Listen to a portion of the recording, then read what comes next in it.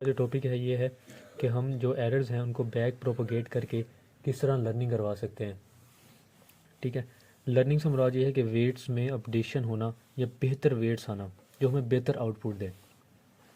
ठीक है, तो बेसिकली हमारा एक फॉरवर्ड पास होता है। फॉरवर्ड पास न्यूरल नेटवर्क में क्या होता है कि हमारे पास एक आई है, ये बेसिकली जो इनपुट है, और एक वेट है जो इनिशियली कुछ रैंडम वेट हो सकता है। जब हमारा इन दोनों की मल्टीप्लिकेशन होती है, ठीक है, और हमारा एक्टिवेशन फंक्शन जो कि यहाँ पे सिग्मोइड यूज़ कर रहा हूँ। सिग्मोइड इस वजह से क्योंकि इसकी एक तो आउटपुट 0 और 1 के दरमियान आती है, और दूसरा ये जो फंक्शन है इसका हम डेरिवेटिव ले सकते हैं, तो इसलिए ये हमें हेल्प आउट कर रहा होता है, तो इसलिए हमने ये यहाँ पे यूज़ किया हुआ है।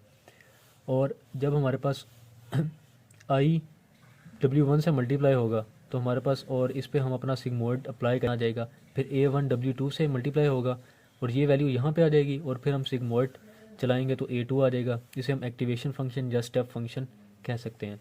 फिर जब A2 वेट 3 जो होगा, वेट 3 कुछ रैंडम वैल्यू होंगी, हर स्टार्ट में वेट रैंडमली इनिशलाइज करवाए जाएंगे, और A3 हमारे पास आ जाएगा जब A2 डॉट W3 इधर आ जाएगा, और इस पर हमारा एक्टिवेशन कॉल होगा। इसके रिजल्ट में हमारे पास कुछ आउटपुट आएगी। और क्योंकि जो हम लर्निंग करवा रहे हैं वो सुपरवाइज्ड लर्निंग है, इस सुपरवाइज्ड लर्निंग में क्या होता है कि हमारे पास इनपुट के अगेंस्ट हमें एक डिज़ायर्ड आउटपुट दी जाती है, कि हमारा न्यूरल नेटवर्क अगर ये इनपुट है तो उसके अगेंस्ट कुछ डिज़ायर्ड आउटपुट दे, जिसे हम डी से मेंशन कर रहे हैं, और इसे, ठीक है, इसे हम डी से मेंशन कर रहे हैं और इसे हम ए कह रहे हैं। ठीक है, जनरल अभी हम टर्म्स यूज़ करेंगे इनके लिए। हमारे पास एक डिज़ायर्ड आउटपुट है और एक हमारे पास जो हमारे न्यूरल नेटवर्क ने आउटपुट दी है। अब हमारे पास कुछ वे होना चाहिए जिससे हम डिटर्मिन कर सकें कि जो हमारी आउटपुट आई है वो डिज़ायर्ड आउटपुट के कितना दूर है, कितनी गलत है डिज़ायर्ड आउटपुट से। ठीक है, और वो कुछ इस तरह का फंक्शन होना चाहिए जो इन दोनों को यूज़ कर रहा हो। तो उसके लिए दो किस्म के फंक्शन हम यूज़ कर सकते हैं। एक हमारे पास मीन स्केड होता है और एक स्केड होता है। ठीक है, ये दोनों मीन स्केड हम तब यूज़ कर रहे होते हैं कि जब हमारे पास डिफरेंट आउटपुट्स हों। ठीक है, एक न्यूरल नेटवर्क में एक डिफरेंट किस्म के आउटपुट हों, लेकिन क्योंकि ये जो हमारा न्यूरल नेटवर्क मैंने यहाँ पे लिया एज एन एग्जांपल, उसमें सिर्फ एक आउटपुट आ रही है, तो सिंपल हम स्केड ले लेंगे। हिंटन ने अपने वैसे मॉडल में मीन स्केयर आउटपुट यूज़ की हुई है, मीन स्केयर फंक्शन यूज़ किया हुआ है। अब तो क्या है स्केड, इसमें ये होता है कि हमारे पास जो हमारी आउटपुट आई है ए, ठीक है, न्यूरल नेटवर्क ने दिया, उसमें से हम अपनी डिज़ायर्ड आउटपुट को माइनस करते हैं और इसका स्केयर ले लेते हैं, और अगर हम इसका प्लॉट करें ना तो वो कुछ इस तरह का हमें मिलता है, इस फंक्शन का प्लॉट। सही है, अब इसको हम ई कह रहे हैं, या डिफरेंट जगह पे इसको कोस्ट या ई से रिप्रेजेंट किया जाता है, सी फॉर कोस्ट और ई फॉर एरर।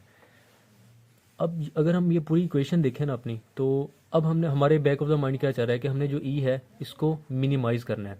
इसको मिनिमाइज़ करने से मुराद ये है कि जो भी इसकी वैल्यू हमने उसको चेंज करना है। तो उसमें जो चेंज है, इस इक्वेशन को अगर हम देखें तो किस हिसाब से कर हो सकती है, वो दो वैल्यूज़ हैं, एक ए है एक डी है। डी की वैल्यू हमें फिक्स है, उसको हम चेंज नहीं कर सकते, लेकिन ए की वैल्यू को हम चेंज कर सकते हैं। तो ए की वैल्यू को चेंज करने से हमारे पास ई में कुछ चेंज आएगा, और हमारी कोशिश ये होनी चाहिए कि वो ई में जो चेंज है वो मिनिमम हो। ठीक है, तो ये जो अभी मैंने लाइन बोली है ये बेसिकली डेरिवेटिव्स को रिप्रेजेंट कर रहे हैं ना। इसको डेरिवेटिव कहते हैं कि हम कुछ एक वेरिएबल है हमारे फंक्शन के लिए, उसमें चेंज करें और उसकी फिर इम्पैक्ट देखें कि हमारे ओवरऑल फंक्शन में उसका क्या इम्पैक्ट हो रहा है। तो इसका मैं अगर ई का with respect to a derivative लूँ, तो मतलब ए से के चेंज करने से ई में क्या चेंज आएगा, तो सिंपली मैं इसका डेरिवेटिव कैलकुलेट करता हूँ, जो मेरे पास आ जाएगा ए माइनस डी। तो ये हमारे पास आ गया कि अगर हम ए को चेंज करें तो उस ई पे क्या इम्पैक्ट होगा, ई में क्या चेंज आएगा, वो हमारे पास इस फंक्शन का डेरिवेटिव है। अब यहाँ पे एक और पॉइंट समझने ये है कि ए जो है, अगर हम देखें ए खुद एक अलग वेरिएबल पे डिपेंडेंट है और वो डब्ल्यू है। अगर हम ए ये फंक्शन ले रहे थे सिग्मोइड, तो ए जो है वो डब्ल्यू पे डिपेंडेंट है, और डब्ल्यू में हम जब चेंज करेंगे तभी ए में चेंज आएगा, क्योंकि बाकी वैल्यू तो फिक्स है ना। तो ए इटसेल्फ डिपेंडेंट है डब्ल्यू पे, और ए के चेंज करने से ई पे चेंज आएगा, और ए किस पे डिपेंडेंट है, डब्ल्यू पे, कि मतलब डब्ल्यू को चेंज करेंगे तो ए पे चेंज आएगा। तो बेसिकली हमें यहाँ पे जो कैलकुलेशन करनी है वो हमें ये चीज़ फाइंड करनी है कि जब हम चेंज करें W को तो हमारे पास ई में ई किस तरह चेंज हो। तो ये एक्चुअल में हमारी इक्वेशन बनेगी। क्यों? क्योंकि ए तो खुद डिपेंडेंट है W पे, अदरवाइज इसकी वैल्यू एक फिक्स वैल्यू आ रही है। तो ये हमारे पास पॉइंट आ गया। और अगर हम देखें, जो मैं बात बोल रहा हूँ कि एक फंक्शन है वो दूसरे फंक्शन पे डिपेंडेंट है, और वो जो फंक्शन है फिर एक अलग वैल्यू पे डिपेंडेंट है, तो इसको हम चेन रूल कहते हैं। तो यहाँ पे हम चेन रूल के ज़रिए यहाँ पे हम चेन रूल लगाते हैं, ठीक है, कि W के चेंज होने से A में चेंज आया और A के चेंज होने से E में चेंज आया, ठीक है। तो बेसिकली हम क्या कह रहे हैं कि W को जब मैंने चेंज किया, ये वाले W को कुछ चेंज लाएंगे हम, चेंज लाएंगे, तो ये जो चेंज है ये A को चेंज करेगा, ठीक है। और जब ये A चेंज होगा तो ये हमारे ओवरऑल एरर में चेंज आएगा। तो बेसिकली ये चेन रूल है। तो इस तरह हमारे पास ये एक मेन और एक जनरल इक्वेशन आ गई है, ठीक है। अब दूसरा पॉइंट ये है हमने समझना कि मिसाल के तौर पे मेरे पास यहाँ पे एक पॉइंट है, और इस पॉइंट पे मैं एक लाइन ड्रॉ कर रहा हूँ, जैसे मैं टेंजेंट कह रहा हूँ, एक टेंजेंट ड्रॉ कर रहा हूँ, ठीक है। और ये जो फंक्शन है ना, इसका मैंने डेरिवेटिव लेके रखा हुआ है ये, और जब मैं इसका डेरिवेटिव लिया तो मेरे पास ये वैल्यू आई, और अब मैं इस पॉइंट की वैल्यू इसमें पुट करूँगा जब, तो मेरे पास एक आंसर आएगा जिसे मैं क्या कहता हूँ, स्लोप। तो मैंने पॉइंट पुट किया तो मेरे पास वो स्लोप आ गई। अब क्या है कि मैंने इस स्लोप के हिसाब से डिसेंड करना है, कि मतलब मेरा ये पॉइंट है ना, मैंने ये लोकल मिनिमा पे जाना है। लोकल मिनिमा का मतलब क्या है कि इस पॉइंट पे जो मेरा एरर है ना वो मिनिमाइज हो जाएगा, और अगर मेरा यहाँ पे पॉइंट है तो मैंने फिर भी नीचे की तरफ जाना है। तो अगर मैं इस पे ये टेंजेंट ड्रॉ कर रहा हूँ, तो बेसिकली ये इसकी स्लोप है और इससे मैंने नीचे को आना है, ठीक है, मैंने डिसेंड करना है। स्लोप को इंटरचेंजेबली हम ग्रेडियंट भी कह सकते हैं। तो ग्रेडियंट के हिसाब से हमने डिसेंट करना है, और यही मतलब है ग्रेडियंट डिसेंट, और यही है मतलब ये मेन इसमें पॉइंट समझने वाला है ग्रेडियंट डिसेंट का, ठीक है। तो हम यहाँ पे आए और हमने अचीव करना है, और ये जो चीज़ हमने अचीव करनी है, अब ये भी एक इसमें मसला आ सकता है कि मैं यहाँ से यहाँ पे डिसेंट हूँ, यहाँ से यहाँ पे डिसेंट हूँ, और फिर मैं मिसाल के तौर पे यहाँ पे हो जाऊँ। असेंट नहीं होना हमने, कि हम यहाँ से यहाँ पे नहीं जाएंगे, क्योंकि फिर तो हम लोकल मिनिमा से दूर हो रहे हैं, हमारा जो एरर है तो वो मैक्सिमाइज होता जाएगा। लेकिन कुछ इस तरह का पॉइंट इस तरह ना हो जाए कि हमारा ये पॉइंट फिर यहाँ पे चला जाए और फिर ये यहाँ पे आ जाए, और इनमें यहीं पे किसी पे शिफ्टिंग होती रहे और हम यहाँ पे ना अचीव हो सकें। हम कुछ एक वैल्यू फिक्स कर लेंगे आर को, ठीक है। आर एक लर्निंग रेट है, कि हम कहेंगे कि जब हमारे पास ये पॉइंट है ना, ये किसी एक स्पेसिफिक अमाउंट से, किसी एक स्पेसिफिक मैग्नीट्यूड से नीचे की तरफ डिसेंड करे, ठीक है। तो ये हमें यहाँ पे हेल्प आउट करेगा हमारा आर। तो आर को हम कुछ भी 0.02 रख सकते हैं जो नॉर्मली यूज़ होता है, तो हम ये वैल्यूज़ यूज़ कर सकते हैं। तो ये एक पॉइंट यहाँ पे अंडरस्टैंड करने वाला था। और तो बेसिकली ये जो हमारा न्यू वेट है वो किसके बराबर होगा, जो मेरे पास वेट के हिसाब, वेट को जब मैं चेंज करता हूँ तो एरर में क्या चेंज आता है ये, और वो जो चेंज है वो हमने नेगेटिव की तरफ रखना है, ठीक है, डिसेंड करना है।